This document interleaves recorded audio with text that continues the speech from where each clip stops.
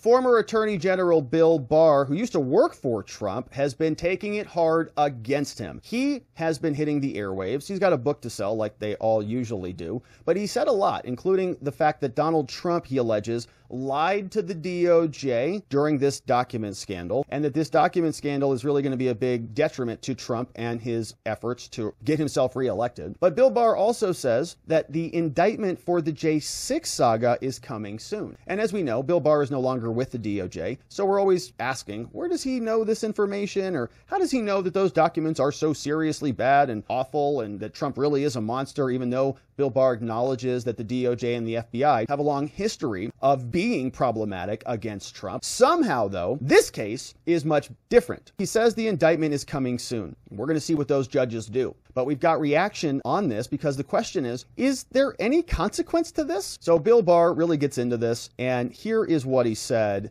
We're joined now by William Barr. He served as Attorney General under former President Trump. His book, One Damn Thing After Another, is now available in paperback. Good morning, Mr. Barr. Thank you for being here. Thanks for inviting me, Bob. Former President Trump now says everyone except you says this indictment is about election interference and should not have been brought. He said, you know, the indictment is total BS. That's our shorthand for what he actually said. He's also known for watching the Sunday shows, and he obviously saw your appearance on another network last Sunday. Why is he wrong about this? This is not a circumstance where he's the victim. Really? This is government overreach. He provoked this whole problem himself. Yes, he's been the victim of unfair witch hunts in the past. He's doing it again! But that doesn't obviate the fact that he's also a fundamentally flawed person who engages in reckless conduct that leads to situations, calamitous situations like this, which are very destructive and hurt any political cause he's associated with. And this was a case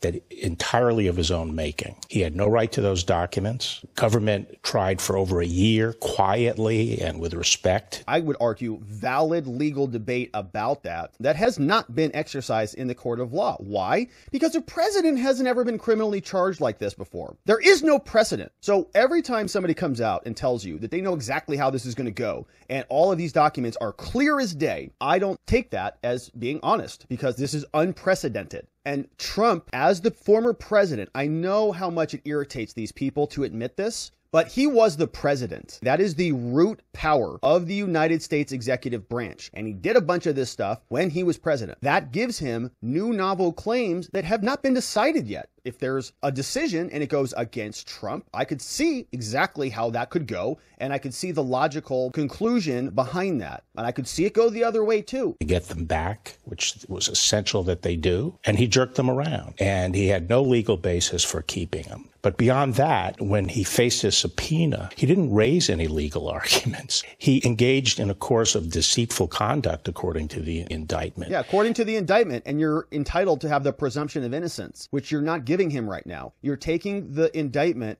as fact, accepting it as at face value, which is not how this system works, last I checked. That was a clear crime if those allegations are true. And it was outrageous. What if they're false? What he did was he took the documents out of storage, led his lawyer to believe that he'd be conducting a full search, and then caused his lawyer to file with the court something saying that he had completed a search. How strong is the special counsel's case on obstruction specifically? Well, it's very strong because a lot of the evidence comes from his own lawyers. And furthermore, there's evidence of him saying things that are completely incompatible with any idea that this was an innocent document dispute. So the lawyer thing, by the way, I think was an improper breach of attorney-client privilege. And they did that in D.C., remember. This case that Bill Barr is talking about is being prosecuted in the Southern District of Florida. Hey, Bill, why did they breach Trump's attorney-client privilege in D.C. then? Shouldn't they bring that, all of the evidence they got from that breach are being used in the Florida case? They say that Evan Corcoran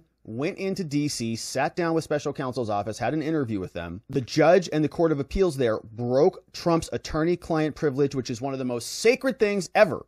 And then they took that from New York, or from D.C. rather, and then they used that in the Florida prosecution. And if Trump and his team can show that that attorney-client breach was problematic, according to the Southern District of Florida, not the D.C. judges, then maybe that evidence, Bill, gets thrown out because whatever they gleaned from an improper gathering of evidence, and they're breaching all of these once sacred privileges. And then Bill Barr comes out and he tells us that, well, all of the evidence is coming from Trump's lawyer. Okay, but what if that evidence is not admissible, Bill? How about you stand up for attorney-client privilege? If he lied to the Justice Department? Do I personally believe it? Yes, I do. And do you believe that he continues to claim that he has all these privileges and rights under the Presidential Records Act? Is he mischaracterizing the act? Absolutely. The legal theory by which he gets to take battle plans and sensitive national security information as his personal papers is absurd. It's just as wacky as the legal doctrine they came up with for, having the vice president unilaterally determine who won the election. The whole purpose of the statute, the Presidential Records Act, was to stop presidents from taking official documents out of the White House. It was passed after Watergate. That's the whole purpose of it. And therefore, it restricted what a president can take. It says it's purely private, that had nothing to do with the deliberations of government policy. Obviously, these documents are not purely private, and they're not. If he's going to be telling us now that the Presidential Records Act can tell the executive branch exactly what to do, doesn't that make Congress a little bit more powerful than the executive branch? Isn't that a usurpation of power from one branch to another? Yeah, it is. It's not a constitutional amendment. So if Trump has root power over the executive branch and Congress is usurping that power, then Trump can make a constitutional claim to the United States Supreme Court that says, the executive branch's power was being encroached upon. The Presidential Records Act that tells me what to do with something I have root control over is invalid as it relates to this. That argument has not been made, as far as I know, and it hasn't because no former president has been indicted before. So Bill Barr, for some reason, I think forgets about the separation of powers or something like that, Presidential Records Act, 1978, and establishes a bunch of stuff. And yeah, it's great that other presidents have complied with this. It's great that they've all followed rules and done the thing by the book, the way the institutions want them to do things. But it doesn't mean that it's actual legitimate law as it applies to Donald Trump. If he exercises the maximum power, the maximum range of his authority, he can make these arguments. Even now arguing that it's purely private. What they're saying is the president just has sweeping discretion to say they are, even though they squarely don't fall within the definition. It's an absurd argument. Do you believe if he is convicted, he should serve his prison sentence? We haven't even gotten to the point of, whether he's been convicted and also what his sentence should be. I don't like the idea of a former president serving time in prison. Republicans remain Okay, Bill. And critical of the Attorney General who spoke out this week, as well as Director Wray at the FBI. They've rallied to Trump's side. Are they wrong to say that this Justice Department is acting in a political way? Well, if they're pointing to this case, I think they're wrong. I think the department had no choice but to seek those documents. Yeah. Their basic argument really isn't to defend his conduct because Trump's conduct is indefensible. What they're really saying is he should get a pass because Hillary Clinton got a pass 6 or 7 years ago. Isn't that equal justice? Isn't that equal standards? I mean, why is the FBI raiding his home but didn't raid Hillary's home? Now, I think, that's not a frivolous argument. Of course but not. I'm not sure that's true. I think if you want to restore the rule of law and equal justice, you don't do it by further derogating from justice. You do it by applying the right standard here. And that's not unfair to Trump because this is not a case where Trump is innocent and being unfairly hounded.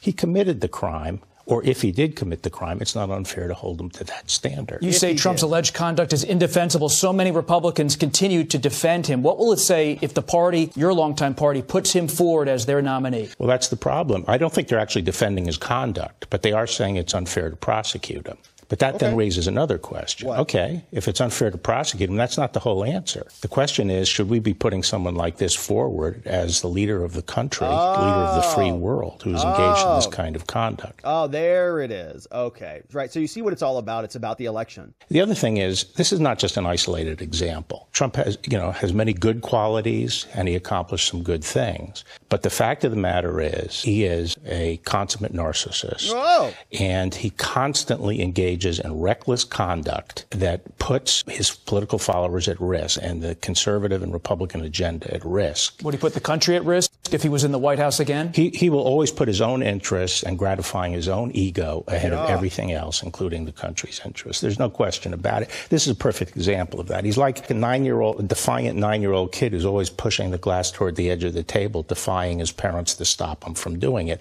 It's a means of self-assertion and exerting his dominance over other people. And he's a very petty individual who will always put his interests ahead of the country's, his personal gratification of his ego. But our country can't be a therapy session for, a troubled man like this. No, I guess we should just be, like a retirement home for Joe Biden. I guess that's what we should be. This is not the only special counsel investigation, an ongoing one on January 6th. So many witnesses being called in. You were the star witness for the House January 6th committee. Have you already testified before the special counsel? If they called me in as a witness, of course I would testify. But all I said was what I said, what I recounted in my book about this false story about a stolen election. Have you talked to them in any way behind the scenes, if not formal testimony? Well, I'm not going to get into any communications I had with the government, but I don't... Oh, so Bill Barr is testifying now, it sounds like. I'm not going to get into any conversations that I had with the government. Very curious.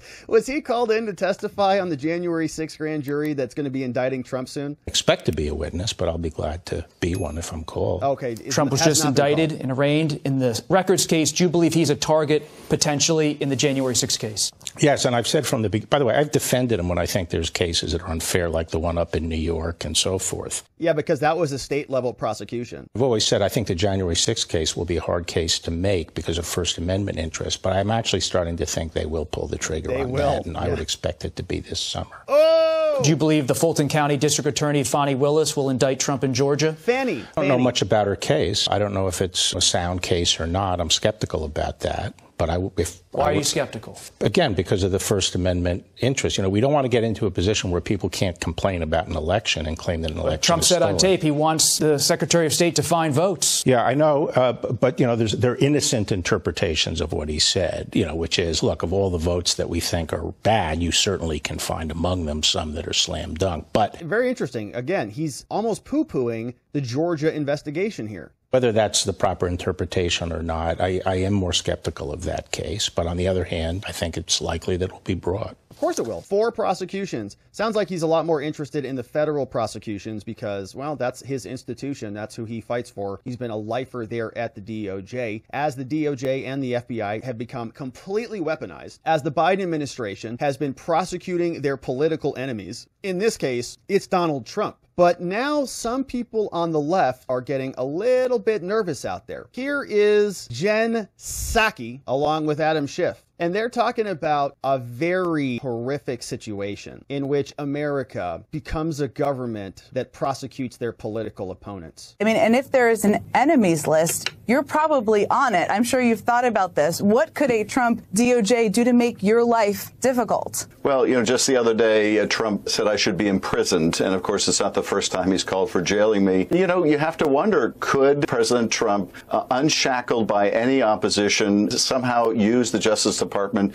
to imprison his enemies? There are a lot of things. It's only fair, buddy. That's what your side is doing right now. That we have seen take place in this country in the last several years that we never would have imagined possible. We thought we were exceptional in the sense of this was a problem other countries had. It wasn't a problem in the United States of America. But we have seen since Trump's election the steady degradation of our institutions. And were he given the chance again, you can't bet against how he would try to abuse the Justice Department. But also say it's a badge of honor to be on his enemies list. As Franklin Roosevelt said, there are times when you can judge a person by the enemies they make. And I think they view me as a threat. They don't like the work I did on the January 6th committee or my work in leading the first impeachment trial to a bipartisan vote to convict. But it's not going to deter me. I will say this, though. It is occupying the nation's time when we have to focus on things like homelessness and the high cost of housing.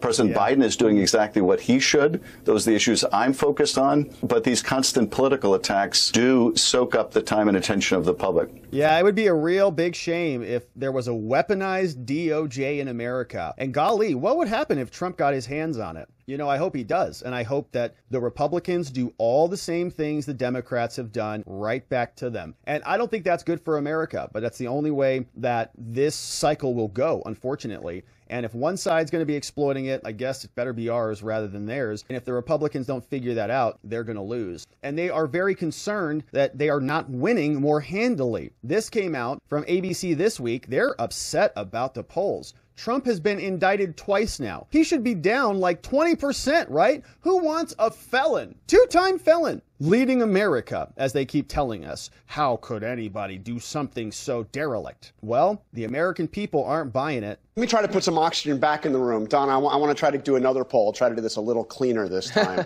But a poll from Quinnipiac on a possible Biden-Trump matchup puts Biden at 48%, Trump at 44%. This is a poll, again, taken largely after the indictment. I mean, that's got to make you a little nervous. That's within the margin of error. That is a statistical tie. The race was close before the indictment. The race is going to be close no matter what happens. So what does that say about Biden if he's barely beating or in some polls actually losing? It says that the country is very divided. It says that the country is really looking to get beyond 2020. It says a lot about where we are as a nation, not where we are in terms of who's personally popular at this time.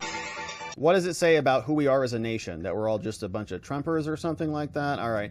So the January 6th indictment is coming soon. I am sure about it. I can't imagine that this is avoided. If they don't indict him for this, they are going to be in big trouble with their Democratic base. And so it's only a matter of time until it happens.